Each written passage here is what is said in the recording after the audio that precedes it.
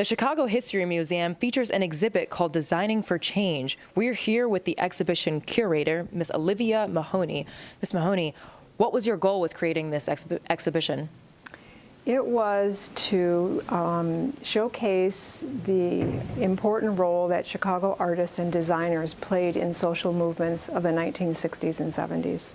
This is a banner of the Youth International Party known as Yippies, and they were here in Chicago during the 1968 Democratic National Convention.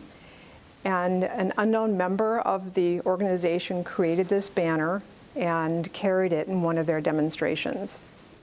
And it features a very interesting design that is the Eye of Providence. You would recognize that if you turn your dollar bill over and look at it. It's used there as well. And it's floating above the word now. And the message is to end the Vietnam War now, which was one of the goals of the Yippies, along with establishing a new social order based on counterculture values, such as legalization of drugs. The Yippies were affiliated with the Chicago Seed, and actually this banner was donated by members of the Chicago Seed to the Chicago History Museum in 1968, shortly after the uprising at the DNC. And the Chicago Seed was a very popular underground newspaper published in Chicago in the 1960s and 70s. They started as a hippie-type publication, but they took on more serious issues as the Vietnam War escalated and became more deadly. And they were a leading advocate to end the war now, and they employed a number of very talented artists who were in Chicago at the time to create these really dynamic and vibrant covers.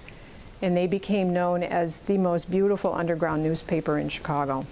This is a lino-cut print by the artist Carlos Cortez, originally from Milwaukee, but lived in Chicago during the 1960s and spent the rest of his life here. He had been a conscientious objector during World War II, and so you see his own history reflected in this work of art. It depicts a young draftee receiving his draft notice, and he's standing with a group of military figures from Vietnam and the United States. And then in the background is a figure of death. So the message is very clear, but he makes it even clearer with his wording, which is draftees of the world unite. You have nothing to lose but your generals. Which is a famous quote from Karl Marx, the Communist Manifesto, which was workers of the world unite, but he changed it to create an anti-war message. Connect this collection to that one over there. Well, the most obvious connection is the anti-war poster, which you see in the center, the top row center. And that was created by Estelle Carroll, who was the founding member of the Chicago Women's Graphics Collective. They were part of the women's liberation movement, which was very strong in Chicago. And they believed that art played a very important role in social change. And they created these beautiful silkscreen posters in a studio on the north side, not too far from where we stand today. And they distributed them across the city and throughout the nation. You can see that they addressed a wide variety of issues. In addition to the war, there is a poster for abortion, also created by Estelle Carroll. And one of my favorites, which is economic justice for women, equal jobs and good child care. And women are not chicks. A really nice, bold statement against sexist behavior and language. The healthcare poster is also still, it's so relevant. The motto there is, healthcare is for people, not for profit. So they were very timely posters then, and I think they still remain so today. So this is a story about the National Alliance of Black Feminists. It was an organization founded in 1975 by Brenda Eichelberger in Chicago, and it was an organization that focused on issues related to black women.